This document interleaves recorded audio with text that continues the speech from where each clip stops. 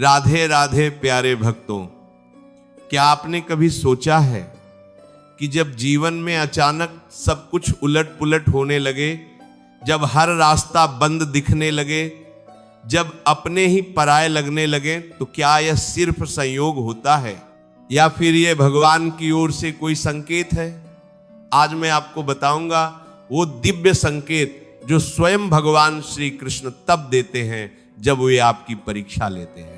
भगवत गीता में भगवान श्री कृष्ण कहते हैं, यदा यदा ही धर्म से ग्लानिर्भवति भारत, जब जब धर्म की हानि होती है तब तब मैं प्रकट होता हूं।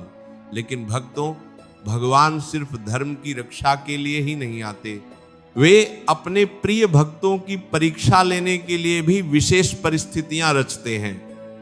और जब वे आपकी परीक्षा लेते हैं तो कुछ खास संकेत मिलते हैं जिन्हें पहचानना बहुत जरूरी है। पहला संकेत है अचानक सब कुछ गलत होने लगना। जब भगवान आपकी परीक्षा लेते हैं तो ऐसा लगता है मानो आपके जीवन में एक साथ सारी मुसीबतें आ गई हों। ये वही समय है जब आपका धैर्य, आपका विश्वास और आपकी आस्था की सबसे बड़ी परीक्षा होती है। महाभारत में एक प्रसंग है जब पांडव वनवास में थे। युधिष्ठिर, जिन्होंने कभी झूठ नहीं बोला, जिन्होंने हमेशा धर्म का पालन किया, वे भी अपना सब कुछ द्यूत में हार गए। उनकी पत्नी द्रौपदी का भरी सभा में अपमान हुआ। क्या यह सब संयोग था? नहीं भक्तों, ये भगवान की परीक्षा थी। भगवान श्री कृष्ण देख रहे थे कि क्या पांडव विपत्ति में भी धर्म का साथ नहीं छोड़ते, क्या द्रौपदी अपने स्वाभिमान को बचाए रखती है। दूसरा संकेत है अपनों से दूरी बनना। जब भगवान परीक्षा लेते हैं तो अक्सर ऐसा होता है कि जिन लोगों पर आपने सबसे ज्यादा भरोसा किया वही आपसे दूर हो जाते हैं। ये दर्दनाक होता है, लेकिन ये भगवान का एक संकेत है कि वे आपको सिखा रहे हैं कि असली सहारा तो सिर्फ उनका है। भगवान राम का जीवन देखिए, 14 वर्ष, शका वनवास, पिता दशरथ का देहांत, माता कैकेयी का वह व्यवहार और फिर सीता का हरण। क्या यह सब एक साथ आना कोई इत्तेफाक था? नहीं, यह परीक्षा थी। भगवान राम ने कभी धर्म का साथ नहीं छोड़ा, कभी अपने पिता के वचन को नहीं तोड़ा। वे जानते थे कि यह सब एक दिव्य योजना का हिस्सा है। तीसरा संकेत है बार बार असफलता मिलना। जब आप मेहनत करते हैं, ईमानदारी से काम करते हैं, फिर भी सफलता नहीं मिलती, तो समझ लीजिए कि भगवान आपकी परीक्षा ले रहे हैं। वे देख रहे हैं कि क्या आप असफलता के बाद भी हार मानते हैं या फिर से उठकर खड़े होते हैं। भक्त प्रहलाद की कथा याद कीजिए। उनके पिता हिरण्यकश्यप ने उन्हें मारने के लिए कितनी योजनाएं बनाई।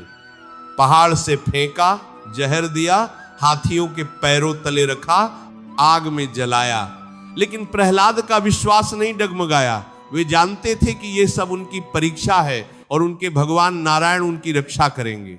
चौथा संकेत है अकेलापन महसूस होना। जब भगवान परीक्षा लेते हैं तो आपको ऐसा लगता है कि आप बिल्कुल अकेले हैं, कोई आपकी बात नहीं सुनता, कोई आपको नहीं समझता। लेकिन भक्तों, ये अकेलापन ही आपको भगवान की ओर करीब ले जाता है। गीता में भगवान कहते हैं, सर्वधर्मान परित्यज्य मामेकम शरणम व्रज, सब धर्मों को छोड़कर केवल मेरी शरण में आ जाओ। यह अकेलापन ही हमें सिखाता है कि असली शरण तो केवल भगवान की है। पांचवा संकेत है धन की कमी या आर्थिक संकट। जब भगवान परीक्षा लेते हैं तो कई बार धन से जुड़ी समस्याएं आती हैं। ये देखने के लिए कि क्या आप धन को भगवान से ऊपर रखते हैं या भगवान को धन से ऊपर। सुदामा की कथा याद आती है। वे इतने गरीब थे कि उनके पास पहनने के लिए ढंग के कपड़े भी नहीं थे, लेकिन उन्होंने कभी अपनी आस्था नहीं खोई। जब वे अपने मित्र कृष्ण से मिलने गए तो खाली हाथ नहीं गए। गरीबी में भी उन्होंने चावल के दाने साथ लिए। ये थी उनकी श्रद्धा, ये थी उनकी परीक्षा, और भगवान ने उन्हें महलों का मालिक बना दिया। छठा संकेत है स्वास्थ्य से जुड़ी परेशानियां। कभी कभी भगवान शारीरिक कष्ट के माध्यम से हमारी परीक्षा लेते हैं, ये देखने के लिए कि क्या हम दुख में भी उनका नाम लेते हैं या उनसे शिकायत करते हैं। भगवान शिव ने जब समुद्र मंथन के समय हलाहल विष पिया तो क्या यह उनके लिए कष्टकारी नहीं था? लेकिन उन्होंने ये कष्ट पूरे संसार की रक्षा के लिए सहा। ये हमें सिखाता है कि शारीरिक कष्ट भी एक परीक्षा है। 7वां संकेत है समाज में अपमान या बदनामी। जब भगवान परीक्षा लेते हैं तो कई बार ऐसा होता है कि लोग आपके बारे में गलत बातें कहते हैं, आपकी बदनामी करते हैं, ये देखने के लिए कि क्या आप अपना स्वाभिमान बचाए रखते हैं या टूट जाते हैं। भगवान राम ने सीता को वनवास दिया, क्या ये उनके लिए कष्टकारी नहीं था? लेकिन उन्होंने अपनी प्रजा की बात मानी, धर्म का पालन किया और सीता ने भी कभी शिकायत नहीं की। ये थी उनकी परीक्षा। 8वां संकेत है मन में संशय और भ्रम का आना। जब परीक्षा की घड़ी होती है तो मन में तरह तरह के संशय आते हैं। क्या भगवान सच में हैं? क्या वे मेरी सुनते हैं? क्या मैं सही कर रहा हूं?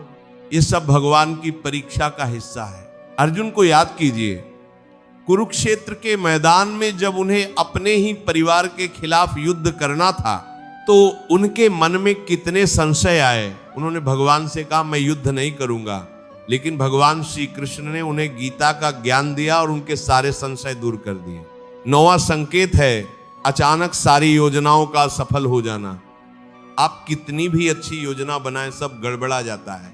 ये भगवान का संकेत है कि आपकी योजना नहीं, उनकी योजना चलेगी। कंस ने कृष्ण को मारने के लिए कितनी योजनाएं बनाई, पूतना, त्रिनाव, रथ, कालिया नाग, धेनुकासुर, न जाने कितने राक्षस भेजे, लेकिन सब असफल हो गए क्योंकि भगवान की अपनी योजना थी। 10वां और सबसे महत्वपूर्ण संकेत है मन में शांति का बना रहना। हाँ भक्तों, यह सबसे बड़ा संकेत है। जब इतनी मुसीबतों के बीच भी आपके मन में एक अजीब सी शांति होती है, एक विश्वास होता है कि सब ठीक हो जाएगा, तो समझ लीजिए कि भगवान आपके साथ हैं।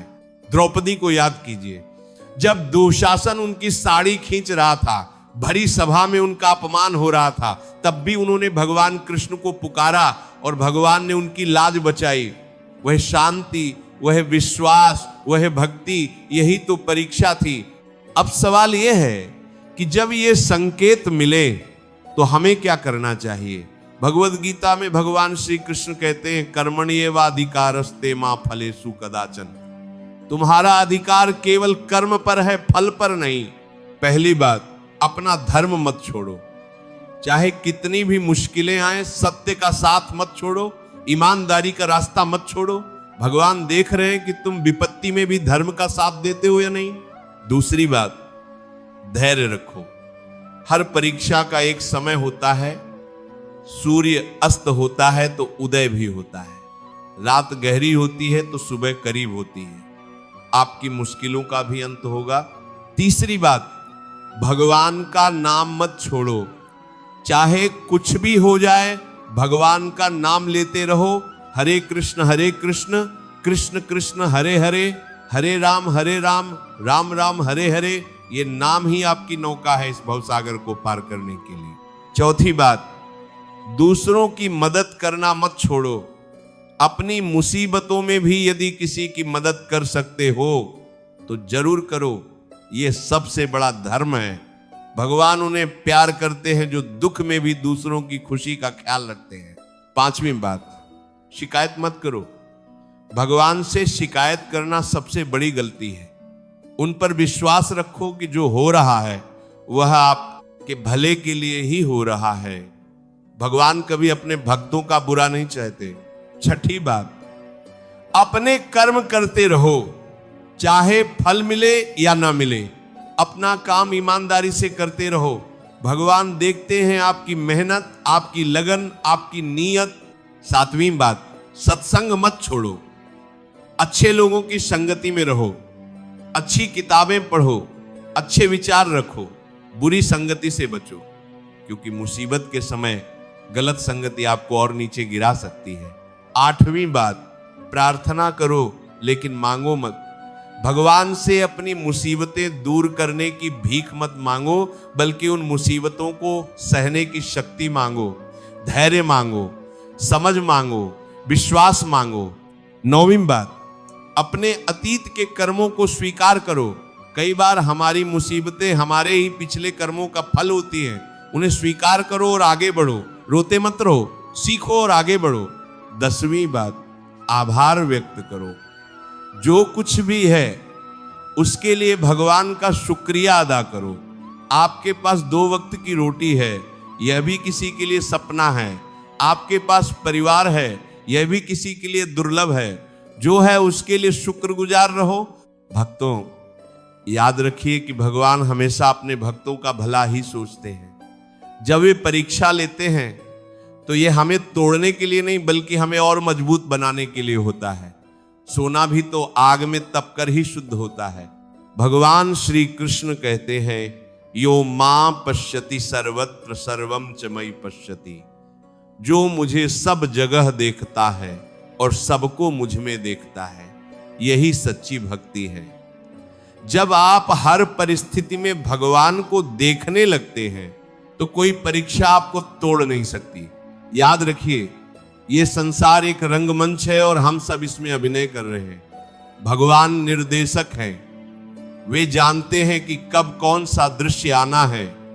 हमें बस अपनी भूमिका अच्छे से निभानी है। जब अंधेरा घना हो तब याद रखिए कि सुबह करीब है। जब तूफान तेज हो तब याद रखिए कि शांति आने वाली है। जब परीक्षा कठिन हो तब याद रखिए कि भगवान आपके साथ हैं। तो भक्तों, अगली बार जब आपके जीवन में मुश्किलें आए तो घबराइए मत। इन संकेतों को पहचानिए और समझिए कि भगवान आपकी परीक्षा ले रहे हैं। धैर्य रखिए, विश्वास रखिए और अपना कर्म करते रहिए, क्योंकि जो भगवान की परीक्षा में सफल होता है उसके लिए भगवान के खजाने खुल जाते हैं। और अगर आपको लगता है कि ये संदेश आपके लिए था, अगर आपको ये बातें अच्छी लगी, अगर आपको इन संकेतों में से कुछ अपने जीवन में दिखे, तो कमेंट में राधे राधे जरूर लिखिए। अपने परिवार और दोस्तों के साथ ये वीडियो शेयर कीजिए ताकि वे भी इन दिव्य संकेतों को पहचान सकें। और हाँ, अगर आप चाहते हैं कि ऐसे प्रेरणादायक संदेश आप तक पहुंचते रहें तो इस चैनल को सब्सक्राइब करना मत भूलिएगा। घंटी के बटन को भी दबा दीजिए ताकि जब भी नया वीडियो आए आपको सबसे पहले नोटिफिकेशन मिले। याद रखिए भक्तों, भगवान हमेशा हमारे साथ है। उनका प्यार हमेशा हम पर बरसता रहता है। बस हमें उनके संकेतों को समझना है, उनकी परीक्षा में सफल होना है और उनके रास्ते पर चलते रहना है। राधे राधे, जय श्री कृष्ण।